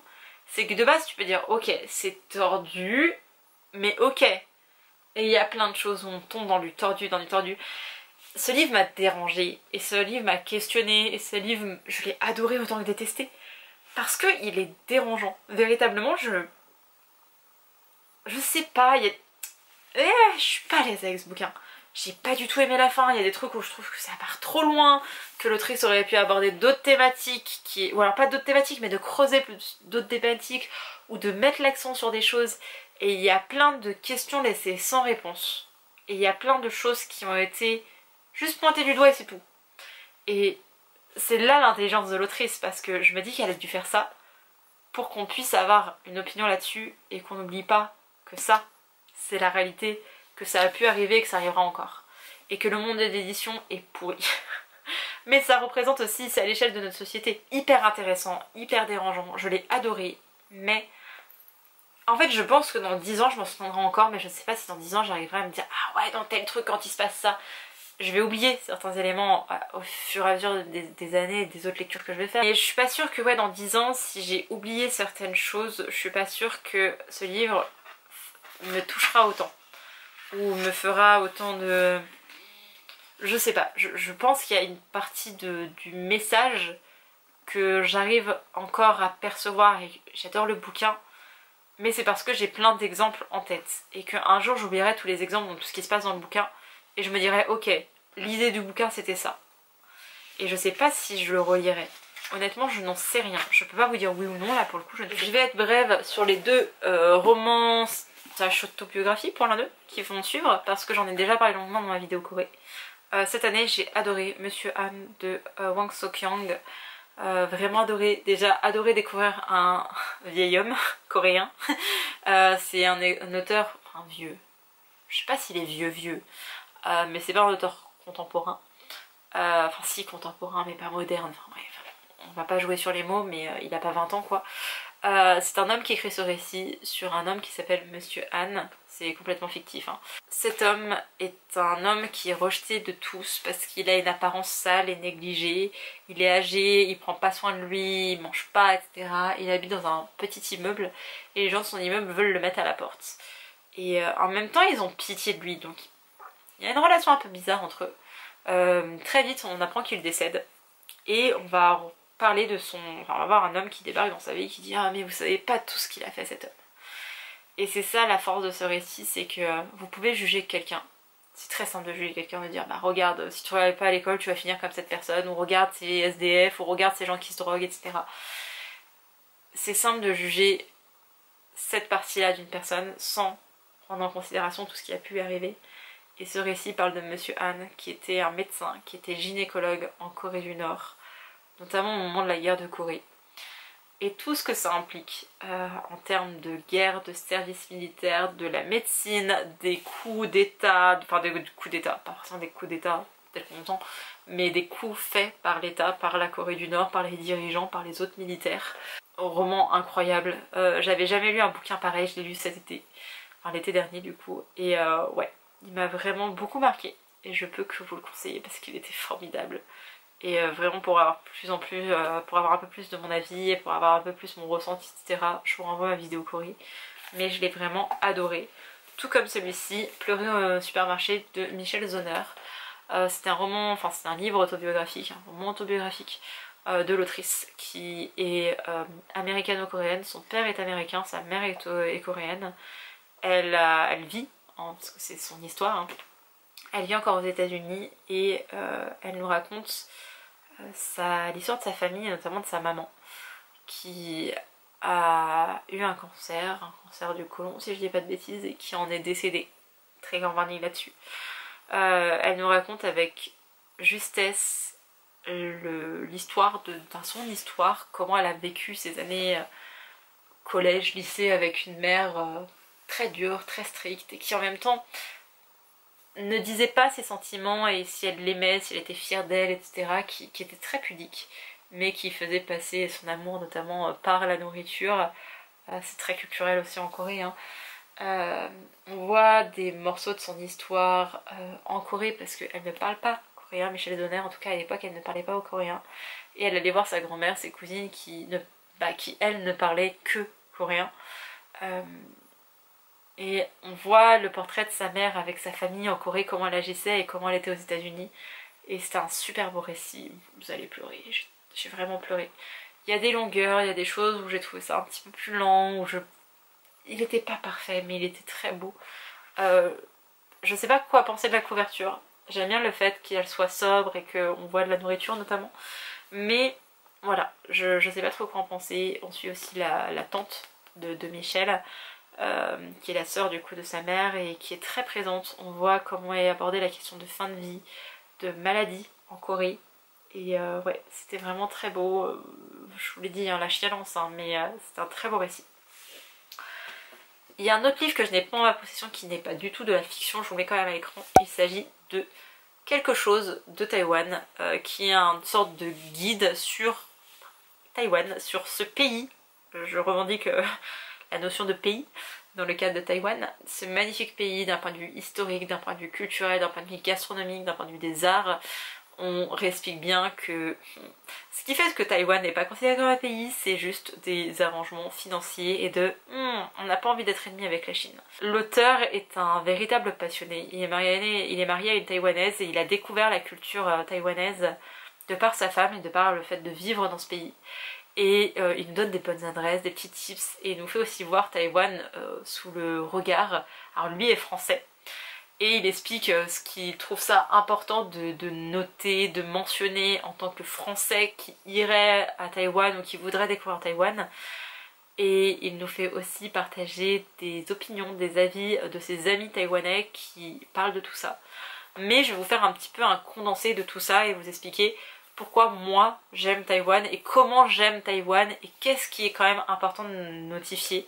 Bien sûr qu'il y a une influence de la Chine, notamment avec la langue, mais pas que. Et c'est ça qui était très intéressant, c'était le point de vue de l'auteur. Et c'est la première fois, parce que j'adore cette collection de chez Nanica, c'est la première fois que je voyais, enfin vraiment l'auteur avait vraiment son importance dans le récit. Je vous le conseille parce que je vous conseillerais toute la collection de Nanica avec les quelque chose de. Mais sur celui sur Taïwan, enfin une que j'adorais c'est sur la Corée du Nord, mais vraiment sur celui sur Taïwan il m'a profondément marqué. Je me souviens, je l'ai lu en mai et je l'ai adoré et je vous le recommande de tout cœur. Ensuite on va être sur des graphiques et je vous en avais pas parlé parce que c'est assez récent.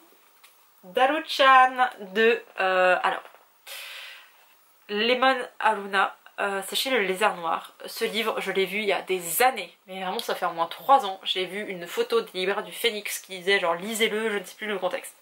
J'étais là, oui, bien sûr, je l'ai cherché de partout, introuvable. Je ne sais pas pourquoi, je n'arrivais jamais à le commander, je n'arrivais pas à le trouver d'occasion. Vraiment, c'était... Je perdais espoir. Un jour, je vais chez mon libraire, je le vois. J'étais là genre, je ne réfléchis pas, j'ai de l'argent, je ne sais pas, je prends. Il coûte 18 €. C'est pas très grand. Pour le coup, c'est un manga. Vous le lisez de la fin, vraiment, ça se lit à l'envers. Et vous commencez vos petites cases comme ça. Vous les lisez à l'envers. Enfin, voilà. Je vais pas vous faire un tuto manga, je pense qu'on en parlera plus quand je vous parlerai de la littérature, enfin de ce que j'aime dans les autres littératures asiatiques, parce qu'il y aura plusieurs pays dans cette vidéo là, mais pour le Japon c'est vrai que les mangas ça fait vraiment partie de la culture et en France on est le deuxième pays le plus consommateur de mangas. Parenthèse fermée. Daro-chan ça parle de l'histoire d'un extraterrestre. Je peux pas dire autre chose, qui débarque sur Terre et qui nous montre sa vie en tant qu'extraterrestre qui vit une vie d'employé dans une entreprise. Le problème c'est quand elle est soumise à des épreuves, elle redevient une extraterrestre. Moi j'appelle ça de la larve, j'appelle ça une larve, mais voilà. Et dans ce récit, on pourrait croire que ça ne parle que... Enfin, je sais même pas comment vous expliquer ça, c'est vraiment un ovni littéraire pour moi. Ça parle de cette jeune femme qui a tellement envie d'être une véritable jeune femme, d'une humaine, et qui se dévoue corps et âme à essayer d'être comme ça, mais qui n'y arrive pas. Et la finalité de ce bouquin, c'est aimez-vous comme vous êtes, avec vos différences. Et je pense que je l'ai lu au bon moment de ma vie et je pense que si je le relisais, je reliterais encore plus et il ferait sûrement partie de mes bouquins que je me souviendrai toute ma vie. Il y a plein de jeunes femmes comme elle qui ne sont pas humains et qui s'acceptent et on voit les autres contacts et genre vraiment quand elle rencontre des gens comme elle, c'est... Voilà, c'était un super récit que je vends très très mal parce que il est particulier, il est bizarre et il était un peu genre... Au début je lui ai mis un 4 sur 5, après j'ai eu 4,5 sur 5 et on finit quand même sur un coup de cœur parce que j'y repense souvent. Et quand je parcours mes bibliothèques des yeux et que je suis là, ah, c'est vrai qu'il était incroyable. Un invité poilu se joint à moi pour cette vidéo. Si jamais vous entendez des petits miaulements ou couinements, c'est mon chat. Je vous parlais des graphiques mais j'avais oublié ce petit récit là qui était au milieu. Il s'agit de Roux de Kim Chiu. Je suis désolée, je suis persuadée que ça se prononce pas comme ça. Je ne sais pas du tout comment se prononcent les noms vietnamiens. Ici, on suit une femme qui s'appelle Kim Chiu. Merci Pauline. C'est son récit et c'est son histoire en tant qu'enfant qui vivait au Vietnam avec une vie assez riche, en tout cas qui n'avait pas de soucis d'argent. Et qui, avec l'arrivée de la guerre et les différents mouvements militaires et sociaux, s'est retrouvé à devoir quitter son pays avec sa famille, donc ils ont la chance de pouvoir partir tous ensemble, et ils vont s'expatrier au Canada, sauf qu'on suit tout leur chemin, donc de Saigon jusqu'à Montréal, je ne sais plus où est-ce qu'ils vont, ou Québec, je ne sais plus, en tout cas c'est dans la région qui parle français du Canada. Et on suit cette jeune femme cette femme qui revient sur son enfance, sur la traversée en bateau, sur ce qu'elle a pu voir, ce qu'elle a pu vivre. Le fait de passer d'un statut hyper privilégié à... En fait on est tous fait pareil, on fait tous caca de la même manière. Et c'est ça en fait sur ce bateau, c'est qu'elle est confrontée à tout ça, à la misère humaine et au fait d'arriver dans un nouveau pays, de pas savoir parler la langue, de devoir apprendre une langue, d'être pointé du doigt parce que vous êtes différent physiquement et que bah, vous connaissez pas la langue, vous la comprenez pas, vous êtes là français, anglais, je ne sais pas, je ne parle pas, c'est de la je parle vietnamien, comment on fait par rapport à tout ça. C'était très intéressant, c'est un très court roman, hein. Il fait... attendez, parce que j'arrive pas à trouver la fin du récit. Il fait 142 pages je pense, 141 pages. Très fort, en très peu de mots, de phrases. Je l'ai lu sur e-book et c'était formidable, j'ai ressenti plein d'émotions. Je ne savais pas qu'il allait faire partie de Stop jusqu'à ce que je reprenne mes lectures et je me dise bah évidemment que si, bien sûr Pauline. Donc voilà, il fait partie de mon top. Je l'avais oublié parmi la petite liste de mangas que vous allez voir, mais c'était vraiment un très beau récit. Et comme vous voyez, il y a une mouvance littérature vietnamienne qui est arrivée dans ma vie. On continue avec le Vietnam avec Song, que je prononce encore sûrement très mal, de Ai An. Vraiment je suis désolée, j'ai l'impression de dénaturer toute une langue et une culture, et de Pauline Guiton. Ici on va suivre l'histoire de Ai An qui nous parle de sa maman notamment, et de la vie qu'elle a eue, et de combien les deux femmes ne sont pas forcément proches. C'est assez particulier parce qu'il y a un monde qui les sépare. Sa maman a décidé de rejoindre son père, à elle, donc le grand-père de l'une des autrices. Je crois que d'ailleurs c'est l'autrice et Pauline ça doit être l'illustratrice. Bref. Elle nous montre que comme sa maman s'est très vite émancipée et qu'elle a vécu au milieu de la jungle au Vietnam pendant la guerre. Enfin bref. Un récit assez incroyable et de comment les images et l'accès aux informations, c'est ça, hein, vraiment sur des images, elle a filmé des images de la guerre avec son papa notamment qui était reporter, et elle s'est dirigée ensuite vers la réalisation. Et l'autrice nous parle de tout ça. Elle a fait un voyage notamment au Vietnam pour un peu suivre les traces de sa mère avec sa meilleure amie, et ce récit parle de ce pan de la vie de sa maman, de comment on connaît jamais véritablement nos parents, de ce qui s'est passé pendant la guerre, de plein de récits de vie, un récit de vie quand même assez atypique de la part de la maman de l'autrice. C'est trop beau de voir ces deux meilleures amies qui décident d'aller ensemble retracer tout ça. Il se passe plein de choses. Et je trouve que c'est un beau lien mère-fille. Il y a, enfin, pas que mère-fille, mais enfin, c'est ce qui me ressort le plus dans cette lecture, c'est combien cette mère paraît très pudique pour le coup. Je vous disais qu'un peu plus tôt, je n'avais pas forcément trouvé ça dans les récits vietnamiens. Là, on l'est plus. Sa mère qui est très réservée, très avant-gardiste, et du coup sa fille qui ne sait pas trop où se situer par rapport à tout ça et a l'impression d'être pas forcément légitime ou à sa place, parce que sa mère a fait tellement des choses dingues qu'elle est là genre mais est-ce que j'en ferai un jour assez? Et c'était très beau de voir ça et de voir vraiment cette femme, donc sa mère, et le récit, la vie qu'elle a eue. J'en parle très mal, je commence aussi un peu à fatiguer, je vous avoue, mais c'était vraiment un beau récit. J'ai appris plein de choses, j'ai vu une autre image du Vietnam, j'ai vu une autre image du lien père-fille avec le Vietnam. C'est ce qu'on voit en fait avec ce récit-là, de ces changements de mentalité, de comment on voit les choses, de la tradition, ok, mais la modernité on en a besoin en fait, on a besoin aussi de se remettre au goût du jour, et les choses changent, et les gens changent, et j'ai une chanson d'Orelsan dans la tête. Mais vraiment c'est ça qui est beau dans cette histoire. J'ai adoré le lien mère-fille, j'ai adoré voir les deux amies ensemble, les deux meilleures amies, j'ai adoré cette découverte du Vietnam, très différente de ce que je lis d'habitude. Et oui, il y a des... Alors les planches, vous adhérez ou vous n'adhérez pas, hein. Mais voilà, superbe roman graphique. Ah oui, on parle aussi de tatouage dedans. J'ai adoré ce truc là. L'autrice Ayan, pardon, décide de se faire tatouer, et sa mère va se faire le même tatouage en disant ah ben ta peau c'est ma peau, hein. Genre je t'ai mise au monde, je dois être comme toi, tu dois être comme moi. Incroyable, j'ai adoré cette remarque qui est là genre mais what the fuck. C'est très beau récit. J'ai hâte de vous reparler de la littérature vietnamienne et de tout ce que j'ai pu lire. J'attends d'en avoir un petit peu plus pour vous en parler, mais c'était très chouette et je vous recommande ce récit là. Ensuite on va partir sur 3 petits mangas et ce sera enfin terminé. Le premier, et je vais vraiment vous citer ce tome-ci en particulier parce que c'est une série qui est en cours, que je suis aussi en train de lire, j'ai un tome de retard. Il me reste le tome 4 à lire. Il s'agit de la saga Couteau et Piment Vert de Yuki Isoya. J'ai adoré ce premier tome et je peux vraiment parler que du premier et du deuxième tome parce qu'après j'ai moins aimé le troisième et je ne sais pas ce que va donner le quatrième. Mais ici on se trouve dans un Japon post-guerre, on est en 51. Et cette femme a une trentaine d'années, elle a été mariée mais son mari est parti à la guerre, il est décédé au front.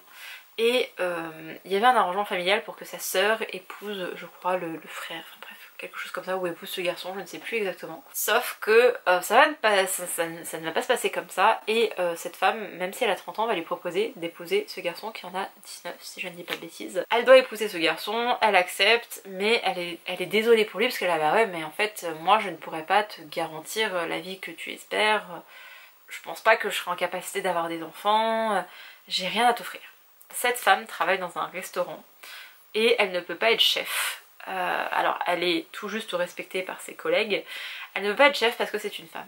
Mais elle cuisine très bien et elle mélange la cuisine traditionnelle japonaise avec la cuisine occidentale qui commence vraiment, enfin qui est déjà un peu installée mais qui commence à prendre de l'ampleur au Japon. Et son mari, à cette femme, va décider de l'encourager. Elle vient d'une famille de restaurateurs, son père l'était, son père est décédé. Il y a un restaurant dans la famille, c'est pas elle qui le tient, il lui dit mais ce serait logique que ce soit toi qui le prenne. Elle là bah non parce que je suis une femme. Et lui là genre bah et alors, fais-le. T'es hyper douée, continue, poursuis ton rêve, tu mérites. Un homme comme ça ou rien quoi. Très beau récit, j'ai adoré, j'adore voir la modernité qui se mêle à la tradition du Japon mais pas à notre époque. Vraiment on est en 51, c'était très beau, j'ai adoré, je vous le recommande. Surtout le premier tome il m'a vraiment fait un truc de... Oh, je m'y attendais pas. Et il y a de la bouffe les gars, parce que bon là pour le coup on est sur un manga, ça se lit à l'envers hein. Et c'est en noir et blanc, mais je ne sais pas si je vous retrouverai des photos de nourriture, mais vous avez de la bouffe absolument de partout. Ensuite j'ai mis la saga, alors là je vous montre le premier tome parce que ça fait sens de vous montrer un premier tome, mais The Blue Flowers in the Ceramic Forest de Yuki Kodama pardon. J'adore cette série où on suit un homme qui a vécu en Suède, si je dis pas de bêtises. Il fabriquait des céramiques. Il a décidé de tout quitter, d'aller au Japon, mais il va pas rester très longtemps au Japon. C'est ce qu'on nous explique dès le premier tome. Hein. Et nous avons cette jeune femme qui est peintre sur céramique. Et ensemble, ils vont créer, entre guillemets, une alliance pour créer des pièces ensemble parce que lui les tourne et elle les peint. Et on voit tout le travail de la céramique et ok, on sait qu'il va y avoir une romance entre les deux, mais c'est pas la chose principale de cette histoire, c'est vraiment la céramique et ce côté bleuté. Alors nous forcément, toujours pareil, forcément là je trouve de la nourriture, on est sur un manga, c'est en noir et blanc, ça se lit à l'envers, vous avez compris le principe. Vraiment les pièces qu'elle dessine, voilà, où elle montre les motifs, dans ma tête c'était bleu. J'arrivais à me représenter le truc en mode la céramique est blanche, elle l'a fait de cette manière et voilà. Je sais pas si vous arrivez bien, je sais pas si ça va faire vraiment le focus mais j'imaginais les pièces en couleur tellement j'avais vu cette couverture et je trouvais ça visuel. Et j'ai adoré, j'adore cette série parce que c'est une saga en cours, je ne sais plus à combien de temps on en est, 6 à l'heure où je tourne ça. Un 7ème doit être prévu mais je l'ai pas encore précommandé, je me suis pas intéressée aux sorties 2025 encore. Mais c'est incroyable cette série, c'est une abonnée. Vous avez quelqu'un avec qui je parlais sur Instagram. Attendez parce que j'ai un doute, il s'est passé pas mal de choses dans ma vie genre au moment où j'ai découvert cette saga. Mais voilà, c'est quelqu'un qui me l'avait recommandé. Je te remercie si tu passes par là parce que vraiment life changer, j'ai adoré cette saga en 2024. Et c'est vraiment un plaisir de lire tous les tomes. J'ai pas forcément un méga coup de cœur pour un tome en particulier. Mais genre la saga, je suis là, bah ouais, c'est la saga, dans 10 ans je peux la reprendre et la lire. C'est pas genre incroyable, c'est pas exceptionnel, c'est pas genre la meilleure chose que j'ai pu lire dans ma vie. Mais je passe toujours un bon moment, ça fait le travail. C'est le bon rythme entre la romance et le fait qu'il y ait la céramique. Il y a des rapports humains qui sont bien exploités je trouve, on tombe pas forcément de clichés, nos personnages ne sont pas des gamins, ce sont des adultes et vraiment j'aime trop cette saga. Alors là c'est vraiment très spécifique, c'est le deuxième tome qui a été un coup de cœur. Voilà, il s'agit de L'amour est au menu de Sakaomi Yuzaki. À l'heure où je vous tourne cette vidéo, le tome 3 n'est pas encore sorti, mais il sort le 12 décembre si je dis pas de bêtises. J'ai bien aimé, j'ai vraiment bien aimé le premier tome. Où ici on suit deux jeunes femmes, elle qui est passionnée de nourriture, qui adore cuisiner plutôt. Sauf que elle ne sait pas cuisiner pour une seule personne, elle est célibataire, elle n'a pas d'enfant, et elle ne sait pas cuisiner pour une seule personne, elle cuisine des quantités astronomiques. Sauf que bah, elle sait jamais quoi faire de cette nourriture, donc elle s'est rédimée, elle s'est dit bon bah je vais pas trop cuisiner parce que quand je cuisine, moi je cuisine trop, j'ai pas envie de faire de gaspillage, j'ai pas envie de partager avec des inconnus, avec des collègues. Voilà, personne savoure la nourriture telle qu'elle devrait être savourée, ça m'embête. Un jour elle va rencontrer sa voisine, qui est cette jeune femme là, qui elle adore manger. Et les deux femmes vont se mettre d'accord pour que elle cuisine et elle décide de manger ensemble. Sauf que petit à petit, elle va se dire bah attends c'est pas juste, t'es en train d'acheter de la nourriture, t'es en train de préparer des plats et moi je fais rien. Elle dit bah si, t'es en train de manger les petits plats que j'ai concoctés, moi c'est le plus grand bonheur que tu pourrais me faire. Elle dit bah non, faudrait que je paye les courses. C'est là bah ouais mais ça me gêne que tu dépenses de l'argent comme ça, que tu me donnes de l'argent. Donc elle décide d'aller faire les courses ensemble et genre elles vont partager leurs tips, les choses qui sont bonnes, ce qu'elles préfèrent etc. C'est très chouette. Dans ce deuxième tome on va se concentrer un peu plus sur le lien entre les deux. La cuisine reste quand même très présent, mais c'est un yuri. Donc vous savez ce qui va se passer, puisque c'est un yuri. C'est une romance lesbienne, en tout cas une romance entre deux femmes et yuri. Ici on n'est pas encore dans ce cas, mais dans le tome 2 on commence à voir la sexualité, notamment enfin l'orientation sexuelle de cette jeune fille. C'est très intéressant. C'est pas intéressant de savoir si elle est lesbienne ou pas. Ce qui est intéressant c'est la façon dont l'autrice en parle, la façon dont elle le montre, en sachant qu'au Japon c'est pas du tout ok d'être une personne queer. Et on voit sa pudeur, on voit le rapport qu'elle a avec sa famille parce qu'elle veut pas cacher qui elle est, mais elle peut pas être acceptée comme elle est. Et ouais, elle s'est posé plein de questions dans sa vie, cette jeune fille, et j'ai adoré ce tome 2. Et vraiment, j'espère que le tome 3 et que la suite des tomes continueront dans cette lancée. J'espère que ce sera pas une trop grosse saga, parce qu'après on tourne vite en rond. Mais là, c'est un petit coup de cœur de 2024. C'est pas the méga coup de cœur, mais il m'a fait beaucoup de bien. Et ouais, c'est rare que je lise des yuri, parce que quand il y a beaucoup de scènes de cul, c'est pas mon truc. C'est comme les yaoi, les scènes de cul, j'aime pas trop. Je vois pas trop de romances qui se passent au lycée avec des filles, ou alors c'est vraiment, je trouve, cliché, et j'aime pas ce qu'ils en font. Là, c'est très mignon, j'adore. Et c'est Nadège, anciennement Planète Diversité. Nadège, tu manques, je ne sais pas si tu verras cette vidéo, mais tu manques beaucoup, sache-le. Elle est encore très active sur Instagram, je vous mettrai le lien de son compte en barre d'informations. Mais voilà, déjà vous pouvez la retrouver en librairie, Nadège. Je vous mets la couverture de son livre ici, quelqu'un se souviendra de nous. Mais oui, c'est vrai que son blog me manque, mais ses petites recommandations, notamment elle avait fait un post sur mes yuri préférés. J'en ai lu certains que j'ai bien aimés, je suis là genre faudrait que je continue aussi des suites des sagas, mais de tout ce que j'ai pu lire, de ce qu'elle avait conseillé, c'est celui qui m'a le plus plu, surtout grâce à ce deuxième tome. Et voilà, c'en est enfin tout de cette vidéo. Je vous avoue que j'avais hésité à faire 2 vidéos, mais je savais pas comment vous alliez comprendre mes intentions. J'ai été parfois brève, je vous renvoie encore une fois à ma vidéo Corée, n'hésitez pas à aller la regarder, parce que je donne plus mes avis sur les bouquins coréens, du coup vous avez vu ici. De même que je sors cette vidéo en 9 décembre, donc il me reste 3 semaines de décembre. Je suis sur une bonne lecture là, très bonne lecture, j'en suis à 22%, donc on est encore loin de la fin, mais j'adore ce que je dis, j'ai surligné je ne sais pas combien de passages. Il s'agit de Librairie Gangnam, si je dis pas de bêtises, je vous mettrai la couverture à l'écran. Il risque de faire partie de mon top 2024, mais chaque année c'est la même chose, je ne présente pas les 3 dernières semaines de décembre, et quand j'ai des gros coups de cœur en fin d'année, je bascule sur la vidéo de l'année d'après. J'ai aussi prévu de faire des vlogs au mois de décembre, donc à voir selon mon organisation, mais peut-être que vous retrouverez du coup ces titres, ça vous sera un petit peu informé. Et comme d'habitude, je parle de mes lectures sur Instagram, pas de toutes, parce que j'en fais beaucoup et que parfois je trouve pas ça pertinent d'en le faire, ou de... J'ai pas envie d'en parler aussi, tout simplement, à des moments j'ai pas envie de partager ça. Mais quand il s'agit de coups de cœur, vous pouvez être sûr que je viens faire une campagne de propagande sur les réseaux, donc n'hésitez pas à aller me suivre là-bas. Sur ce, je vous laisse, j'espère que cette vidéo vous a plu, vous a donné des idées lecture, et moi je vous dis à bientôt pour une prochaine. Bye!